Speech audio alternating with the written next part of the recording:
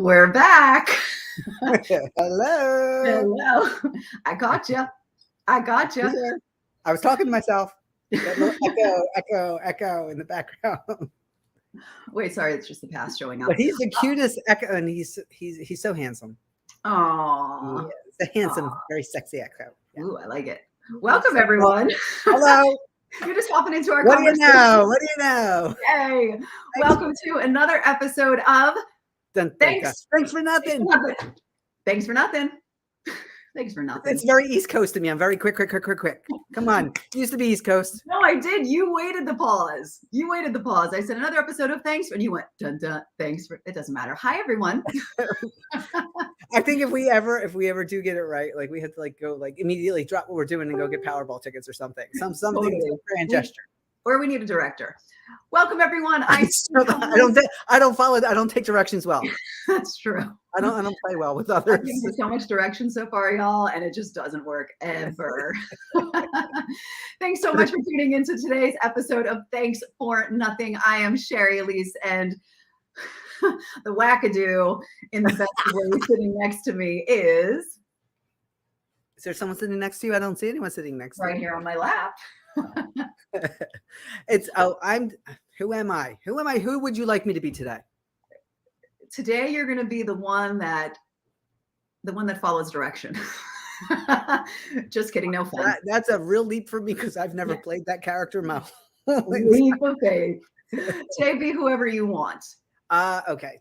Today I am Dee Dee. I'll be Dee Dee today. Dee Dee's one of my alter egos. Yeah. She's fun. She's playful. It makes no sense whatsoever. Okay. So Dee Dee's not going to make any sense today, although she'll probably make plenty of sense. And for some of you might be like, huh? And then I'll be there on the other side to try to make sense of her not making sense.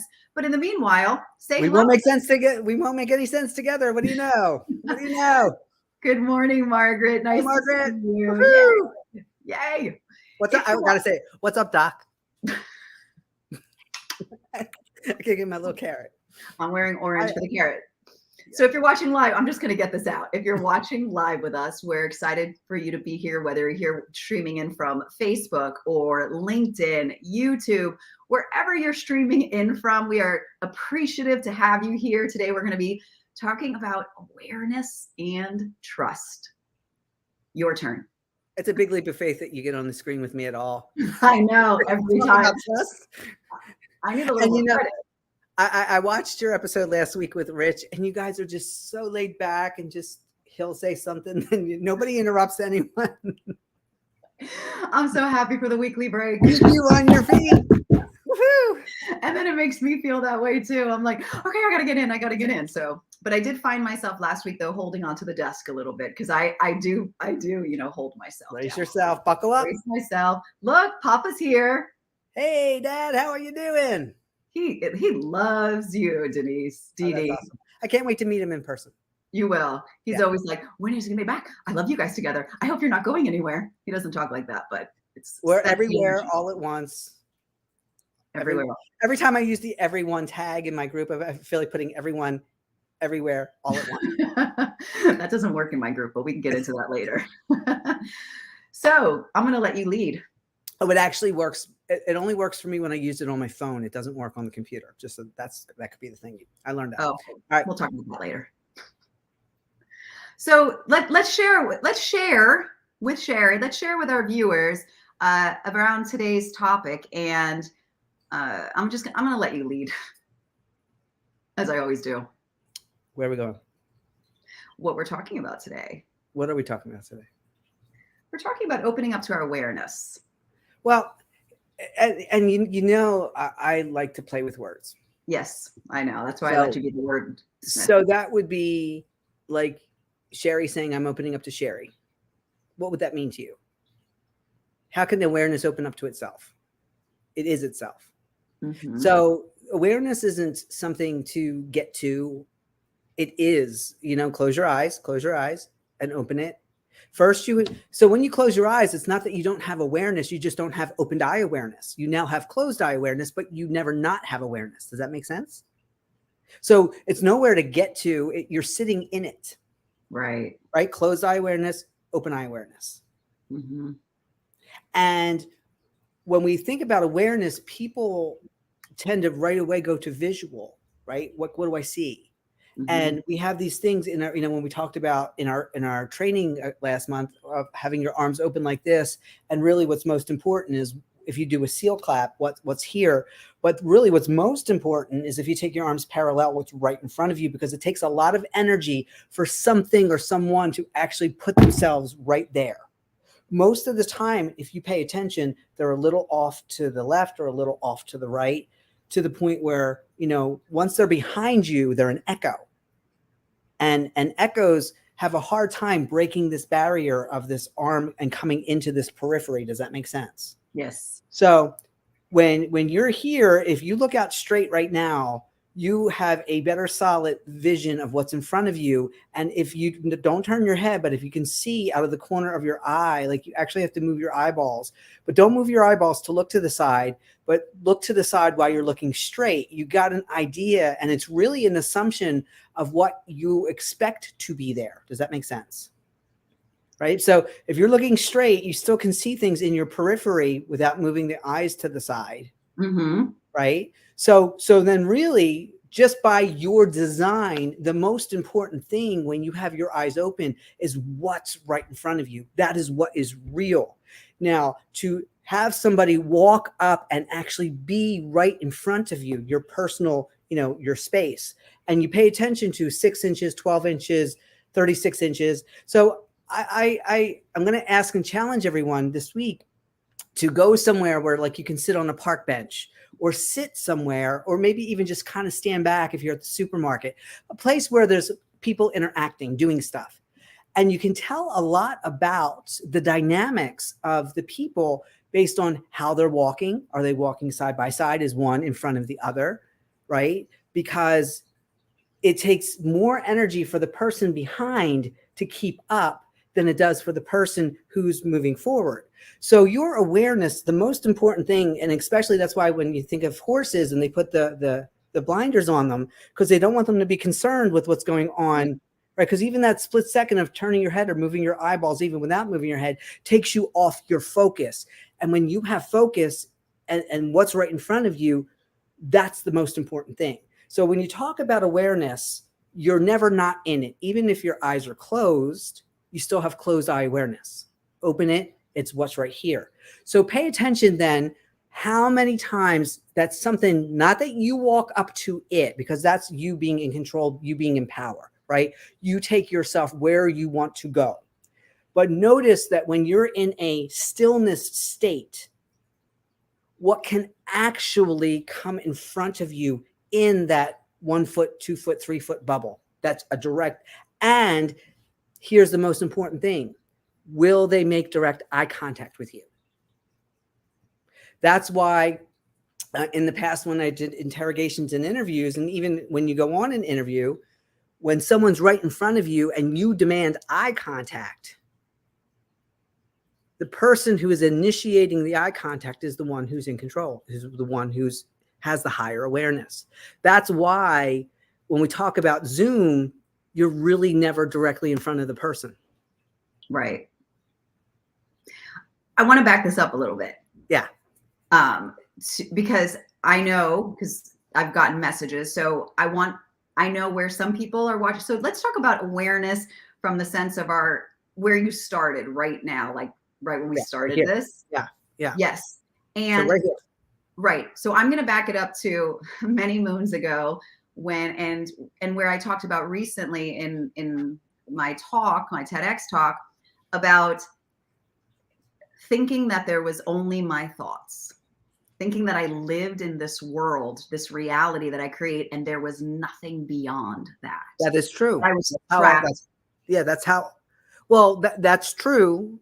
It's in whatever story you're telling, because Right.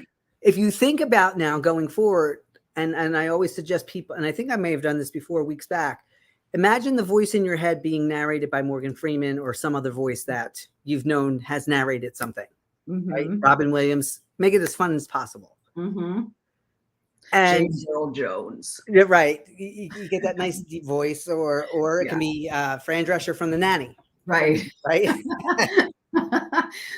Oh gosh, you just brought me back. or Chandler's girlfriend. What was her name? I forget her name. What's up, Calvin? Great to see you. So when you realize the voice in your head, let's go back to you've never thought a thought in your whole life. Mm-hmm. You are the consciousness, which is consciousness and awareness is the same thing. So thoughts do not exist without you creating the space of consciousness for them to come into. Let's pause because that is powerful because there are people that do not know that. Can you say that again? Okay. You are consciousness. So your consciousness, you think you're a human with a body and that you have a consciousness, but really you're a consciousness that has a human body. Right. That means only a small percent of your consciousness is in your human body, but it is the ground zero. It is the center point of everything. Everything else is your consciousness pushed out, made form. So the chair that you are sitting on or the floor that you are standing on, right? And let me give a little fun technique of awareness. You are where you are and you're doing what you're doing. Now, if you're sitting, be aware of your butt touching the chair that you're sitting on or the floor. Mm-hmm. Did you now get more awareness of the chair that you're sitting on than you had before I said that? Absolutely. Okay, now forget it. Make yourself unaware of your butt sitting on the chair. Go ahead. I'll double dog dare you. I'm like touching things. So I'm like, okay, pay attention to your hand on the cup. But meanwhile, I'm still feeling my butt on the chair. Right. But eventually, as we go in our conversation and enough gets your focused attention elsewhere, that's no longer going to be a focal point unless I bring you back to the butt touching the chair. And then, oh, there it is again. So when you realize, instead of talking about the butt touching the chair, when you realize that, well, we'll start with there, you were awareness, everything is you. And because something brought your attention to something to focus on, like the butt touching the chair, it became more real. Mm-hmm. And you became more aware of it, but it was always there and it was always happening, right? Okay. And it will continue to happen as long as you're sitting in the chair. Okay.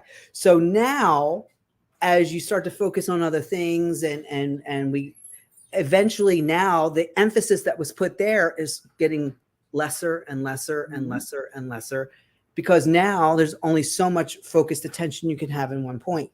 Right. And you put it somewhere else. Now, when we talk about our thoughts, the consciousness is always there. And whether it's thoughts like the ones that are coming out of my mind, because these words now are thoughts coming out, or they're the ones when you're alone or even around other people, but you have thoughts in your head. They're really not in your head. They're in your consciousness, but you believe you're hearing them in your head.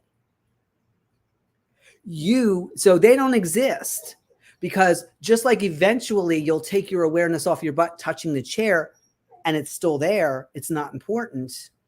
The same thing about the thoughts coming into your consciousness. And if you need to know something, that was a really big thing learning for me back when, and I know for a lot of people because they identify with their thoughts. So you do identification whether you realize it or not. Like when I think of a great analogy for identification is everybody has someone in their life that is whatever sport it is, they are for their team. And when they talk like they own the team, not that they're just a fan. They'll be like, oh, we lost today, or we won today, or so-and-so needs to get traded. Like they're the decision makers of trading the players. I don't know anything about that. and they have all the garb and they paint their face when they go to they identify. Yeah. You know, people would look at them and say, oh, they're a super fan, but they identify like they are part of the team. Yeah, that's John after every Mets loss. Yeah, and I had a friend that was a Dallas Cowboys fan, and if they lost, you did not talk to him until at least Wednesday, kind of thing. Yeah, right. So that's a strong identity. But when a thought comes into your consciousness, right? So a great analogy is the radio. There's radio consciousness, and there's frequencies. If we go back to just a plain old radio, keep it simple. There's 93.3 and 95.7 and 101 on the FM dial, frequency modulation. And when you tune into those stations, that awareness of that station, if something is classic rock, then you get classic rock awareness. And Every once in a while, there might be a song or two that might be questionable, right? But for the most part, you're not getting opera, you're not getting jazz when you turn on that station. And that's the station's identity. So where you are as consciousness and these thoughts come into your awareness, they are not you. They are auditioning for your attention, just like a song that plays on the radio auditions for your attention. Mm-hmm. And it's one thing if you're in the car and it's concentrated, but it's another thing if you're walking around the supermarket, you might hear a line of it or two, but then you go back to what you're doing. It's not that it's not playing in your background. Those Cowboys fans are the worst. I'm a Philadelphia girl, so you know where my heart is. Dolphins. No Dolphins. I love Dolphins, but not the football. Sorry, grew up with them. EAGLES. Anyway. little plug. I was in the gym yesterday, and a guy had a shirt on that says "Philadelphia never quits." I'm like, yeah, I need. You identified with. Yo. If you get me around, everyone that's tuning in with us right now, we're talking about awareness and really what is awareness? Where does it come from? Are we aware? We're just talking awareness. Well, you are awareness, right? So it would be like me saying to you, you're a body. Well, duh, you know that you have this body. I am a body, but you're beyond that. You're the awareness. And think about this. This is something really powerful, that you're playing an avatar. You have an avatar body.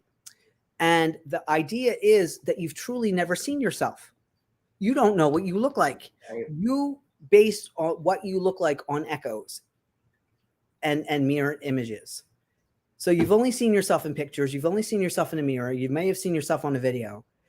But until you come out of the body and fully see yourself 360, that's how you begin to know that you're a consciousness. Because how can you, if you're just a body, how can you exist outside of it? So if I don't know what I truly look like, I really, to you, look like J-Lo, my body. So here's the thing. You'll see in the mirror your self-identification or your self-concept of what you think you should look like. Based on where we are in consciousness, right? Where you are, what radio station are you tuned into? And if you've been tuned to look into a mirror and see nothing but flaws, that is what you will see. Powerful. And I'll tell you, especially being part of the bodybuilding world for a while, it blew my mind when some of the younger trainers were getting ready to compete for the first time. Now, they were, to most, especially most young women, they would love to be where they were even before they started training to be on stage. But something got kind of cross-wired when they were training, because then all of a sudden they start looking at each other and comparing. And the part of themselves that they really loved and adored prior to, now, even though most would love to have the body that they had, all they could see were faults. So it doesn't matter what the body looks like. It's what do you believe about what you're seeing? What do you identify with? Right. So when you do have an out-of-body experience, whether you're doing an astral projection or you are just in a meditative state, not more of a sleep state, but a meditative state of projecting out, when you realize that you think clearer, that your time frames are immediate, like if you say pink elephant, boom, there's a pink elephant next to you kind of thing. There's no downtime. And when you start to realize that you don't need the body to still exist, you exist and then the body comes. I am. Instead of Descartes saying, I think, therefore I am, I'm throwing out I am first, therefore I can think, because you really never think. You just pull to you those thoughts. Does that make sense? Yeah, no, it does. It does perfectly. Perception is reality. Which is exactly why two people can be looking at the same thing or experiencing and having totally different experiences with it. Yes. And what was really interesting for me was back in 2009 in my old reality when I lost 80 pounds. And there were some people who've only met me since I've been in shape, really good shape. And there's others that know me before, but they would come up to me and they would say, when they saw my before picture, they would say, "You never looked like that to me. I never saw you that way." And it was like mind blowing to hear those words. Yeah. Yeah. So you project, and this is a really cool thing if you've ever done a trip, right? Mushroom trip. When you get an opportunity to look into a mirror and literally watch your face melt off and morph into. My dad's watching. I'm not mentioning whether I know this or not.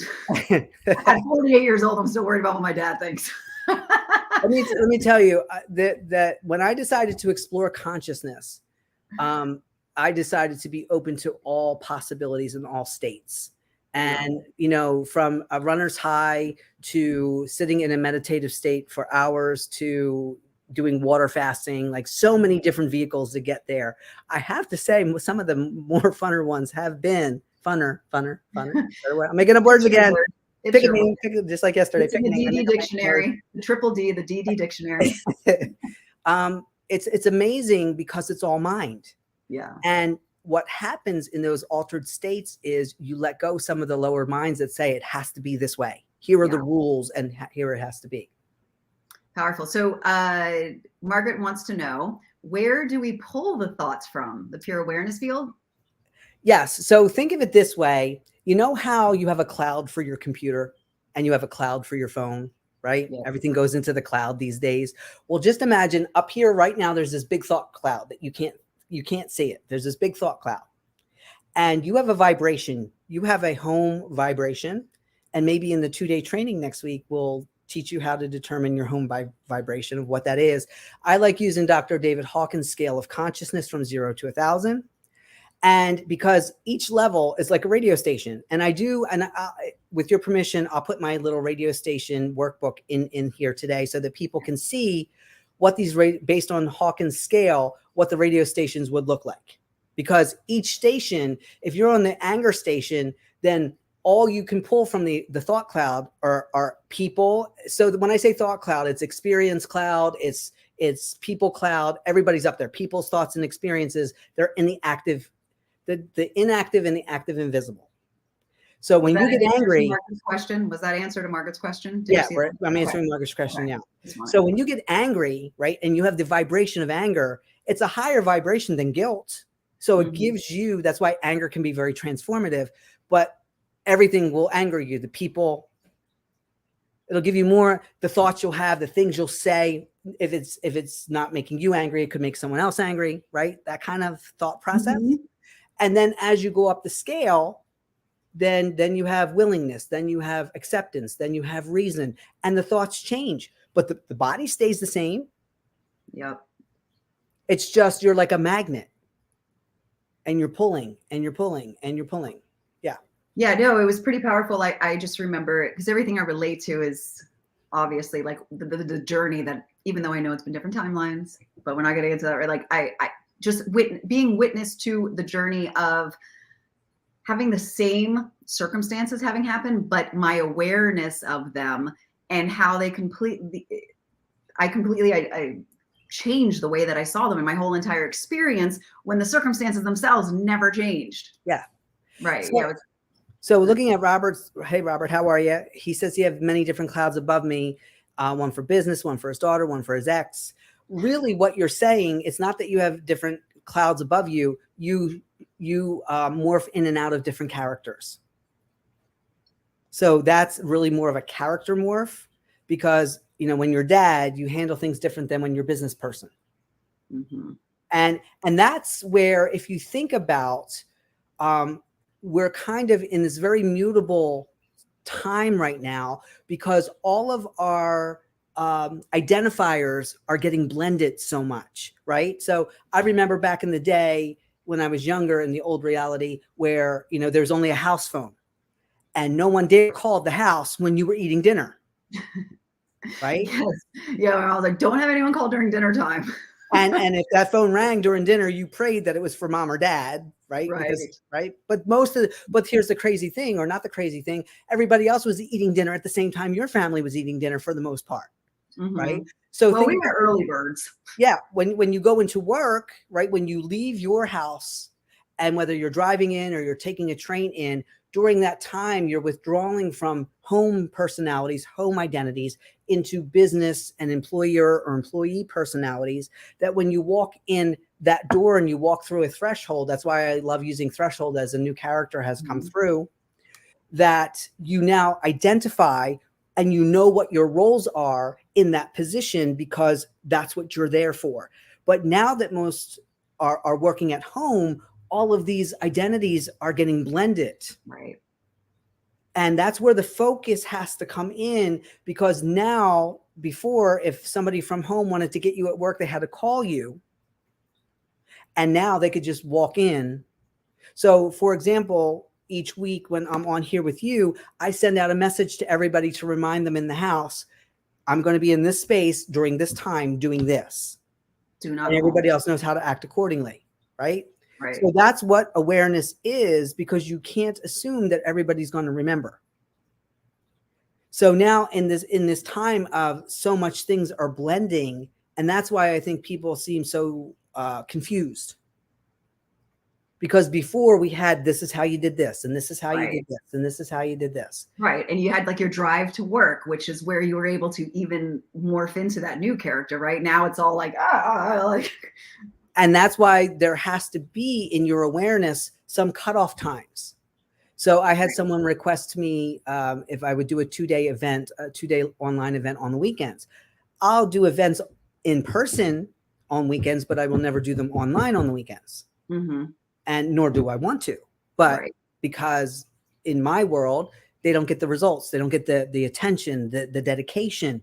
Because there's something about Monday through Friday still. Even if you're at home, there's something about Monday through Friday, right? Yeah. And that's where, when you're morphing into a new reality, you can take the things from the old reality, past influences, and give them a new narrative. So go ahead. I don't remember what I was going to say. Yeah. We just leveled up. Whenever you walk, when you're in your living room and you want to walk. This is my favorite spin of yours. Yeah. Whenever you're you're in the living room watching TV or having a conversation, all of a sudden you get thirsty, you want to go get some water into the kitchen. You take 10 steps, 10 stinking steps, and you get to the kitchen and you're like, this is the kitchen and I'm here for a reason. You've just leveled up. You're in a new character. Yeah. So not only is it walking through thresholds that you'll be a new character, and here's the really cool thing. Whatever was important to the old character, it's showing you that it's not important to that character now. They don't need the drink of water that the old character, because you're not in the same body. Well, it's kind of like when we say, like, if it's important, I'll remember. Like around the same, like that this new character doesn't need to remember this anymore. And to go with Calvin saying boundaries, we got to think of a new word, right? Because from the old reality, they can have some connotations to them. Like, here's my line in the sand. Da, da, da. Really, what it's more like is defining your world, and you're not broadcasting it out to everyone like, this is how I do things, but know what your world looks like, so that when something that's not your world shows up, you know how you're supposed to act in your world. And when new things show up, it doesn't necessarily mean that they're not supposed to come into your world, but you consciously allow them or you don't allow them, right?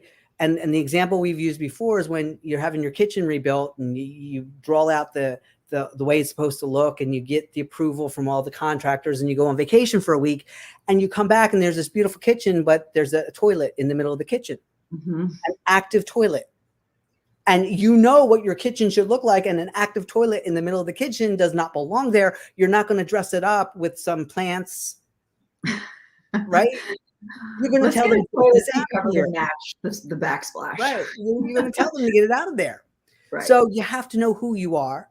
You have to know what your world looks like, and your awareness, because you think it's one static world that stays the same, but it's changing split second, split second, split second. It's just like a movie reel. It's moving so fast that you don't realize it's still after still after still after still after still.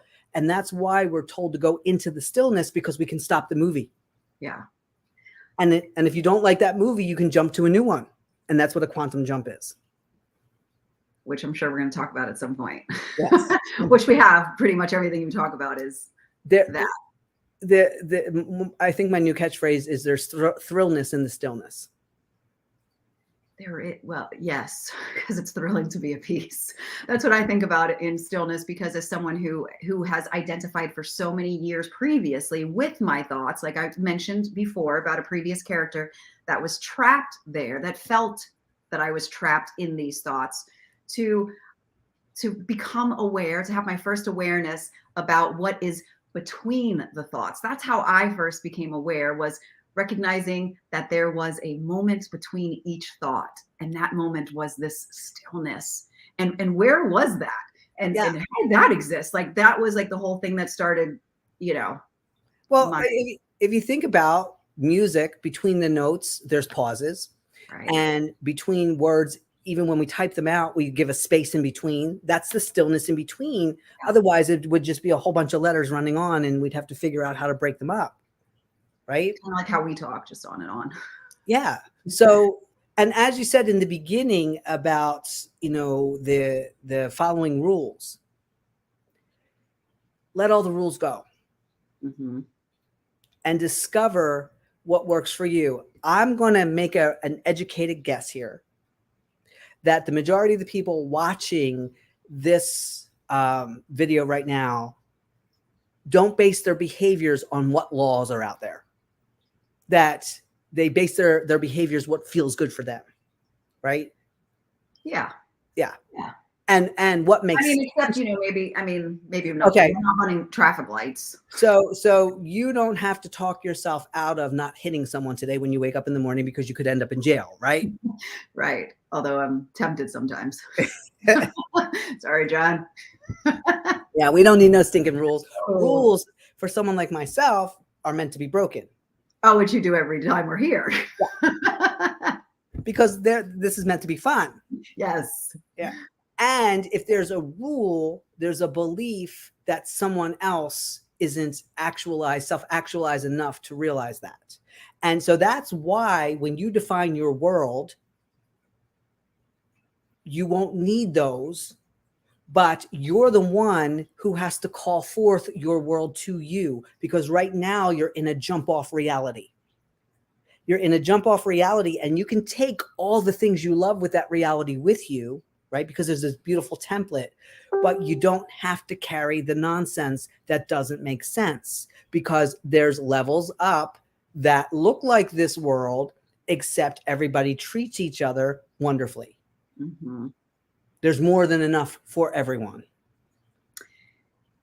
And wouldn't you say that those worlds, those realities exist based on what level of consciousness we are? Because when I look around, I see so many good people. I see so many people treating each other kind, but whereas someone else that I know sees only like the people hurting each other only. And again, same. and that's why if you got to look at the roles that you're playing. You got to look at yourself and say, what are my storylines? What are the things that I share with people that are not happening right here, right now from my past? So if you have something that happened to an old version of you in the past where you felt somehow less than, mm-hmm. and you're telling it now, you're re-victimizing yourself because nobody else knows about it. And it doesn't exist in this world right here, right now. But the moment that you bring it right here, right now, you've either anchored yourself to that old world, or you're bringing it into your new one, right? And if you look at it like if you were designing a computer game, or if you were writing a book, and it's this beautiful utopia book, and someone next to you goes, "Why don't you throw in a war?" And now you feel obligated to throw in a war to your utopia book. It doesn't make any sense. Right. It's just an offering. So thoughts are offerings. People make offerings, but you don't have to identify with what they're offering. That's one of my favorite things you've ever shared with me, by the way, when you first did an audition. It's an audition. Hearing a thought. And I always think that when a thought comes in, I'm like, it just wants your attention. Are you going to give it to it? Like, it's an audition. And it's like, next. I think it's so powerful. Yeah. And if I have, even there's this thought, because I know when we speak about this stuff that those lower levels don't come in, and they do.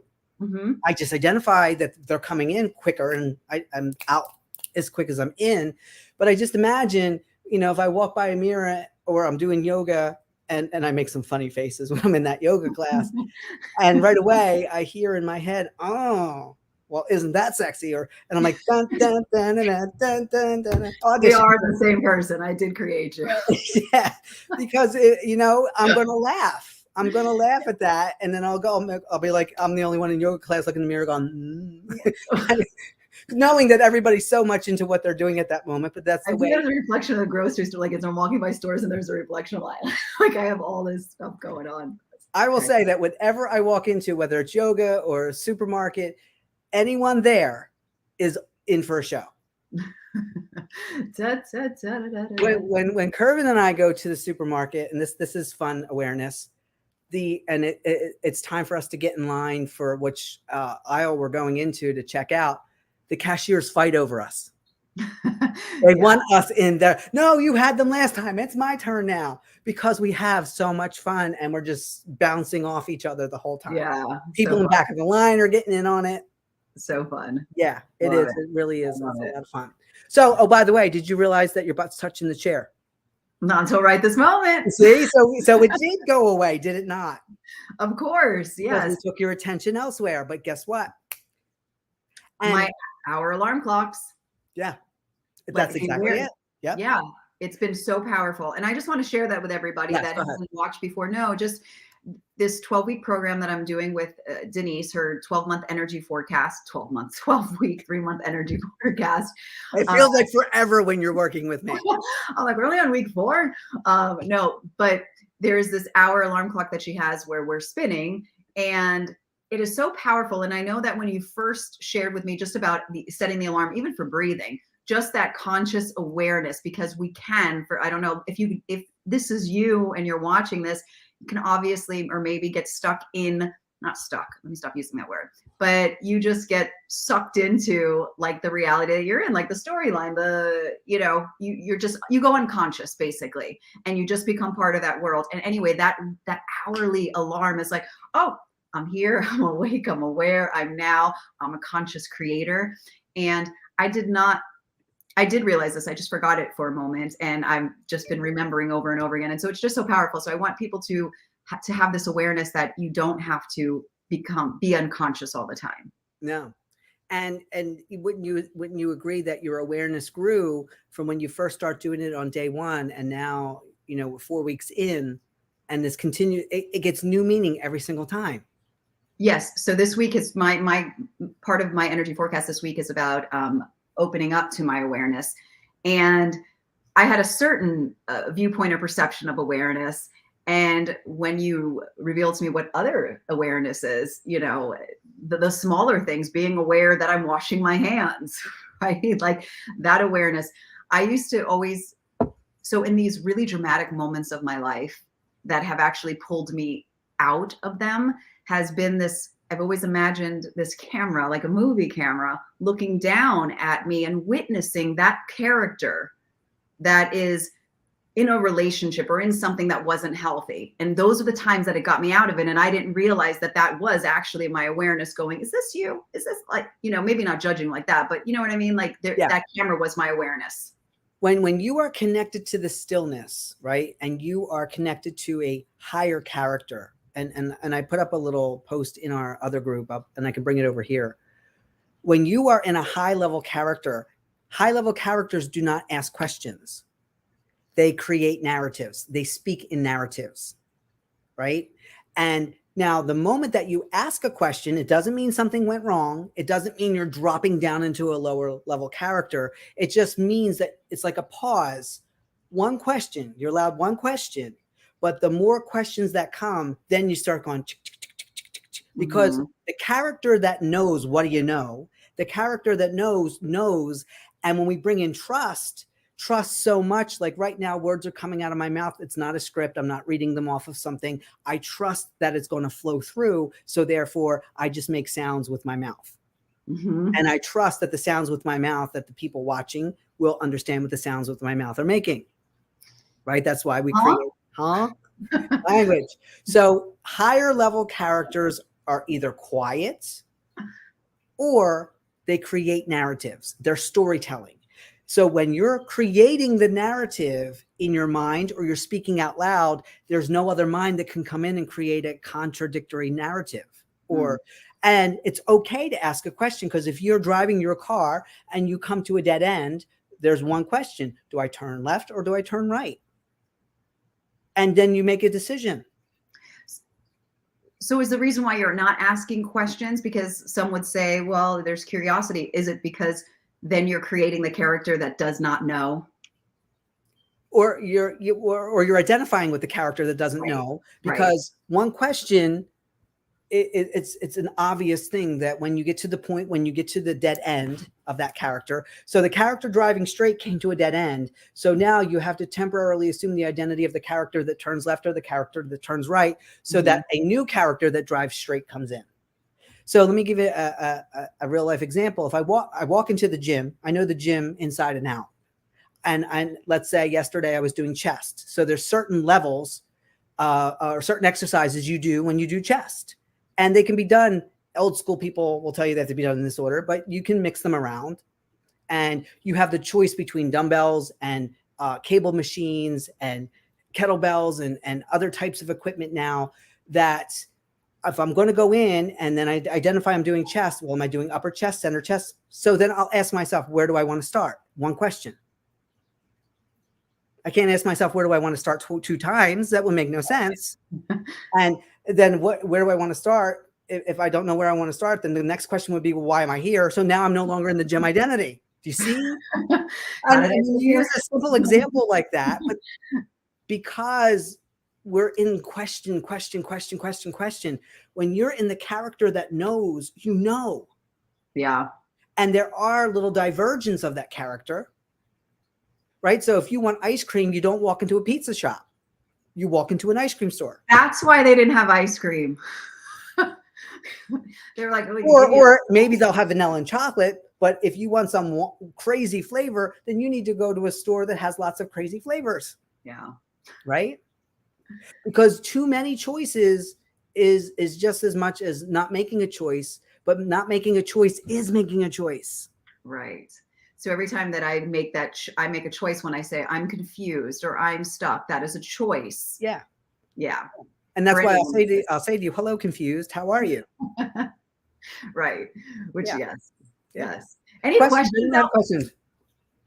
Yeah. So this is when you really take a moment to step out of the character, and that you get to be the observer of your character, right? Because when you're in character, you want it to be, it's just like an actor on stage. You want it to be believable. You want it to be real. But what we do here differently is we take you out of the memes and the mantras and we make you have the experience of them. Because the experiences of I am love is a lot different than just walking around going, I am love, I am love, I am love, I am love. Because eventually it's a bunch of noise. Mm-hmm. Yeah. Something that I've been doing that has been, so as I'm doing my spins and my mantras, whatever that is that I choose in that moment, I always take an action step right afterwards. That is that person. So if, I am bold, I'm going to go and take a bold action somewhere. That way I end up embodying it and it's not just in my mind. Yeah. That's something that I've been doing. I mean, could you imagine if you were really a confused character? It's like, how come they don't show up in the supermarket? I don't know which aisle to go down. Oh my gosh, it's life or death. Do I go down this aisle? I'm so good. And you just stand there in the middle of the aisle and you don't move. Why is there food here? Right. So if you're going to be these characters, make them like outrageous so you can see how ridiculous it is. We should not go to a grocery store together, or we should go to a grocery store together. We're going to get banned from a lot of places.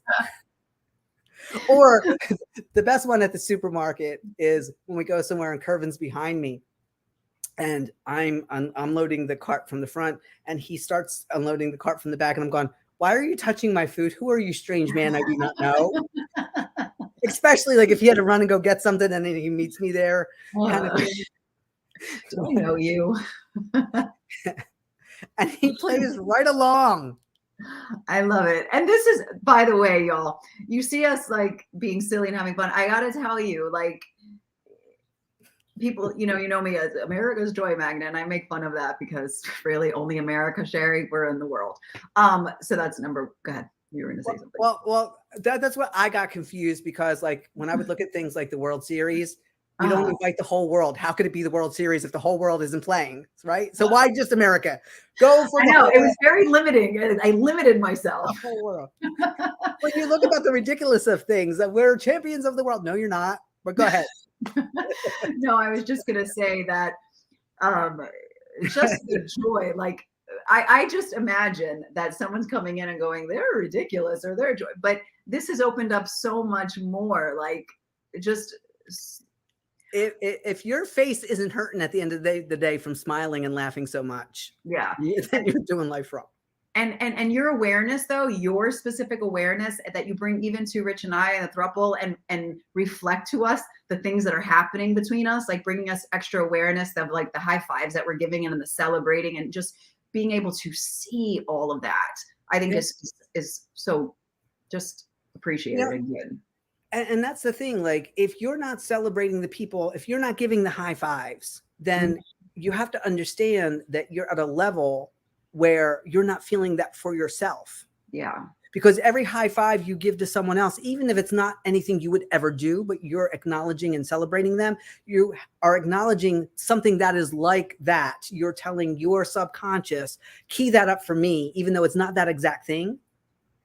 I want my thing that matches that, right? So you're getting into the vibration. So you should be from the heart complimenting and high-fiving and cheering people on and being their biggest cheerleader and waiting for them at the finish line.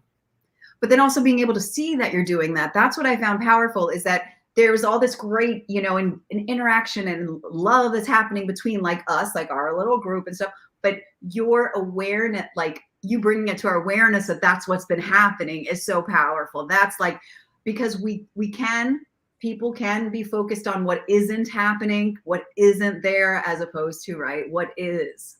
I love to be the bringer of the ahas and the big surprises. And when we're working together, you expect certain things, and I know what people expect.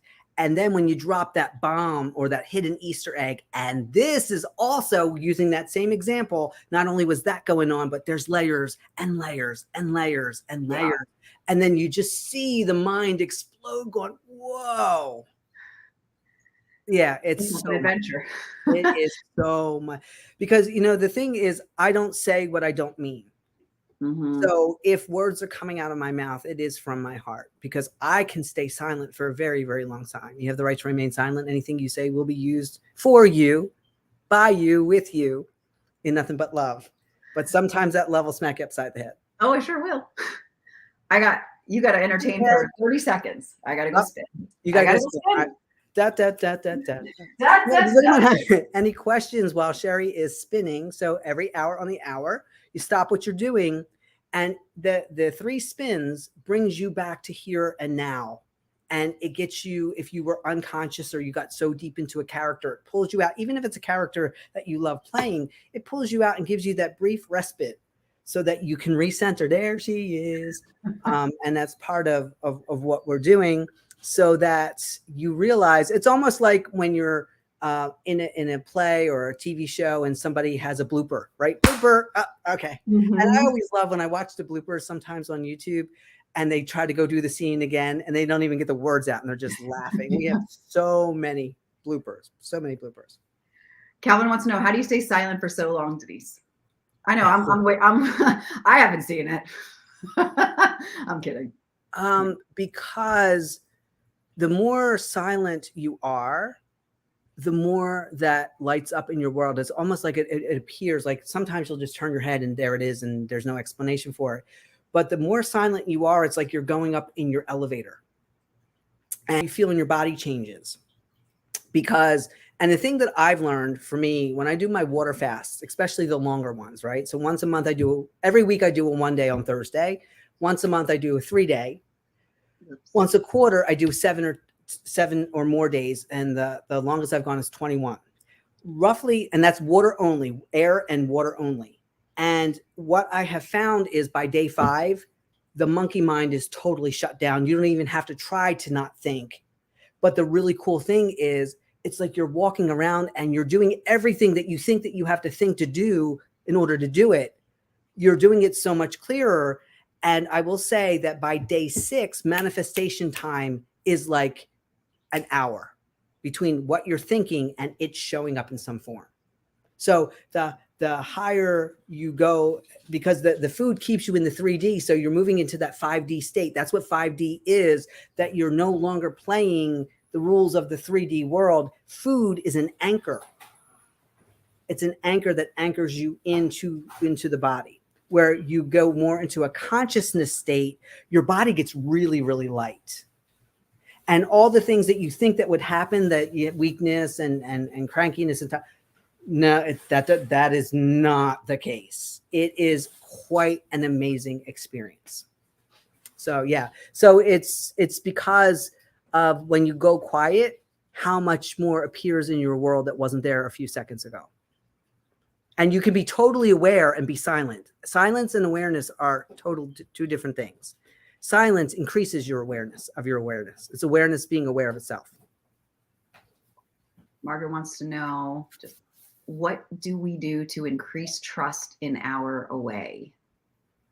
I'm unsure what that. Well, you can't. Trust is it's an absolute, just like love is an absolute. So if you think that you need more of it, then you're in the wrong character. You're in a lower character, if that makes sense, right? So you are it. You are all of it. And in order to say to yourself, I need more of it, which means that there's a lack of the whole, right? So are you half trust? Are you 3/4 trust? Like any topic, love. Mm-hmm. So there can never be a negative version of it. That's just a thought that there can be lack of the whole. How powerful is that? You can't acknowledge something that you are not. And if you're acknowledging a portion of it, the whole must be there, because what are you comparing it to? Right? People say, I'm not enough, Denise. Okay, well, tell me what the enough is. Yeah. Well, I don't know what that is. Well, then how do you know that you're not enough? How do you know you're not it? How do you know that you're half of it or a quarter of it? It doesn't make any sense. Yeah. That's like the pizza analogy that you've given before about the whole pizza, right? Yeah. In order to know that a slice or two is missing, you have to know what the whole pizza looks like. Right. Otherwise, that's what the pizza looks like. And it's like, I know. I know, but and that's where again, it's what we're just doing here is directing your focus to the butt on the chair again. There it is. Ooh, feel it. There you go. I did like 2 minutes ago. I was like, there's my butt on the chair. There's your butt. Margaret says, so lack of trusting is just lack of awareness of being awareness.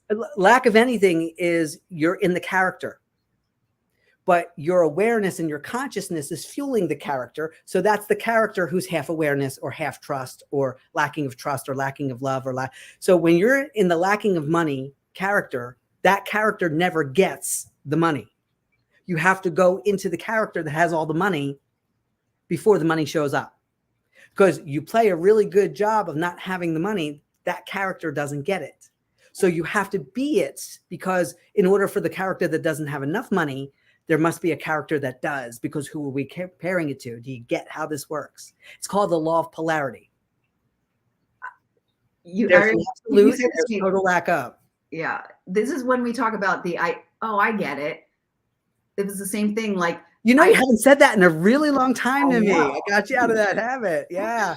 I did, but and I remember understanding what you meant, because I would say, like, Denise would say something and I'd be like, oh, I get it. And it was like, no, you don't, because if you were in the character that got it, you never would have needed to get it, right? Like, the character that gets it doesn't say, I get it. Right. Like, I wouldn't even know what you're like. Yeah, because having a conversation. Did you announce today that you're female? Right? Because it would be a female announcing she's female. That would be, hi, I'm Shari Denise and I'm female today.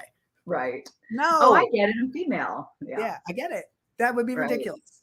Right? Yeah. Yeah. So good. And that's still not the character. But here's the tricky thing with the mind. When you say I get it, you think you got it, but you didn't, because if you think you got it, you didn't get it.